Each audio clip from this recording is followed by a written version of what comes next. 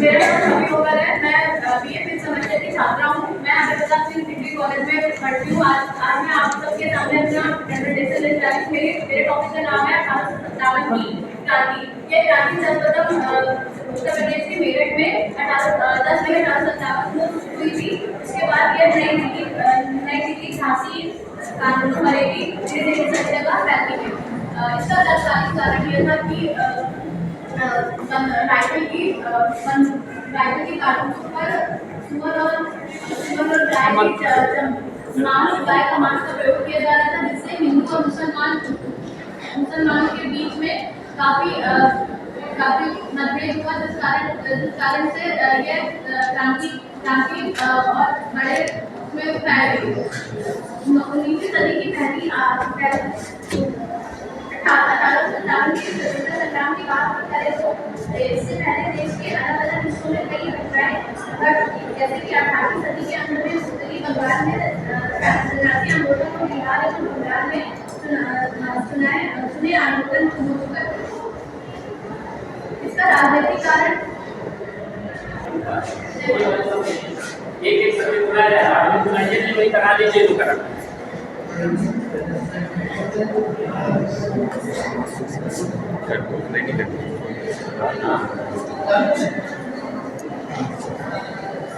मैं इसका Singh BA third year fifth semester की छात्रा हूँ और इस देश में कोई बहुत ही महान क्रांति जो कि 1857 की स्वतंत्रता संग्राम क्रांति से मशहूर है। इसके सब्जेक्ट में उसमें भाग ली हुई बहुत सारी महिलाओं के बारे में जिन्होंने उसमें बढ़ चढ़ कर हिस्सा लिया। इस पर मैंने एक लघु लेख लिखा है जो मैं प्रस्तुत करना चाहती हूँ। मैं भारत की स्वतंत्रता में चिंगारी की तरह कार्य करने वाली 1857 क्रांति में महिलाओं का योगदान के विषय में लघु लेख प्रस्तुत कर रही हूँ, जिसने 1857 में एक नया जोश, एक नया संघर्ष की भावना उत्पन्न की।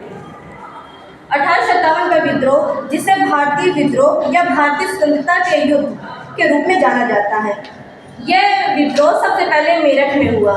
वहाँ से बहुत सारी दबी हुई आवाज़ें जो वहाँ पर दबी हुई थी, वो एक बहुत महान महिलाओं के रूप में बढ़ चढ़कर ऊपर आए और उन्होंने एक महान योगदान दिया इस क्रांति को आगे बढ़ाने में, एक नया जोश उत्पन्न करने में। 1857 के क्रांति के जो तत्कालीन कारक थे वो थी Enfield rifle.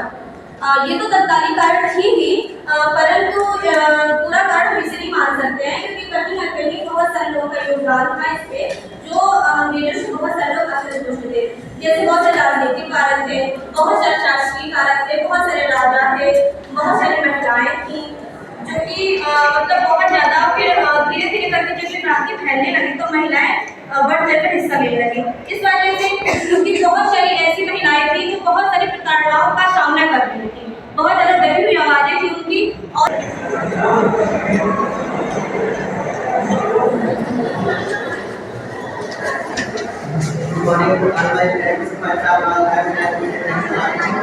and my neighbors and partners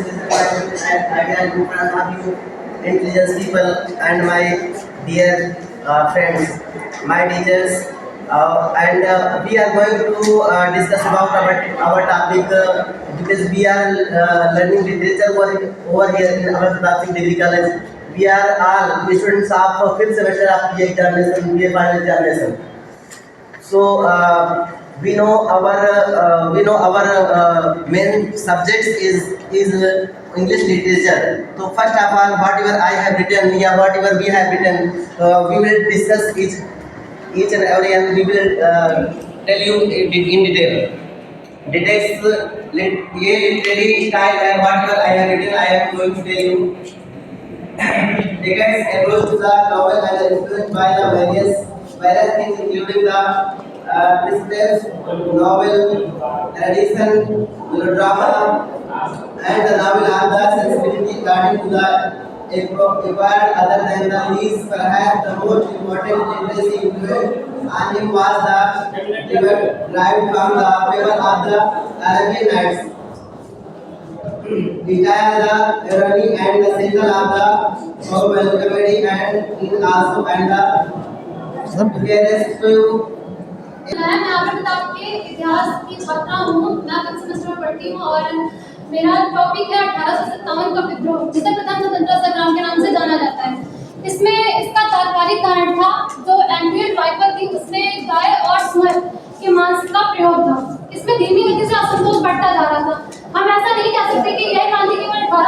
नाम से उत्पन्न हुई थी। इसका बढ़ता हुआ असंतोष 1757 के प्लासी के युद्ध के साथ शुरू हुआ था। इसके कई कारण थे। हम बात करते हैं प्रशासनिक कारण का। कंपनी प्रशासन में व्याप्त भ्रष्टाचार, विशेष रूप से पुलिस निम्न अधिकारियों एवं अधीनस्थ अदालतों के एक असंतोष का एक मुख्य कारण था। दरअसल कई इतिहासकारों का ये मत है कि आज हम जो भ्रष्टाचार देखते हैं वो कहीं ना कहीं ब्रिटिश शासन की देन है। इसके बाद हम आते हैं सामाजिक कारण पे। कंपनी के शासन विस्तार के साथ साथ अंग्रेजों के भारतीयों के साथ मानुषिक व्यवहार करना आरंभ कर दिया था।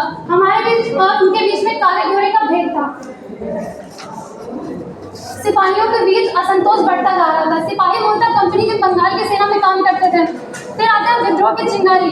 1857 में आटे की हड्डियों में चूर्ण की मिलावट और एनफील्ड राइफल में लाए जाने की खबरों से सरकार के साथ साथ सिपाहियों के मनमुटाव में बढ़ता गया। ये ऐसा पहला विद्रोह था जिसमें भारतीय मुसलमानों और हिंदू के बीच में एकता देखी गई। ऐसा इसके बाद फिर कभी नहीं देखा गया।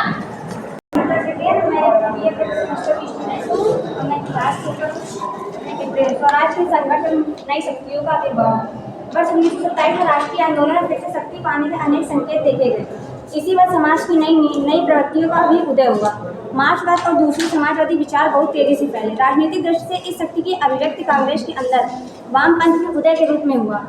इस नई प्रवृत्ति के नेता जवाहरलाल नेहरू और सुभाष चंद्र बोस ने इस वामपंथ में अपना ध्यान साम्राज्यवाद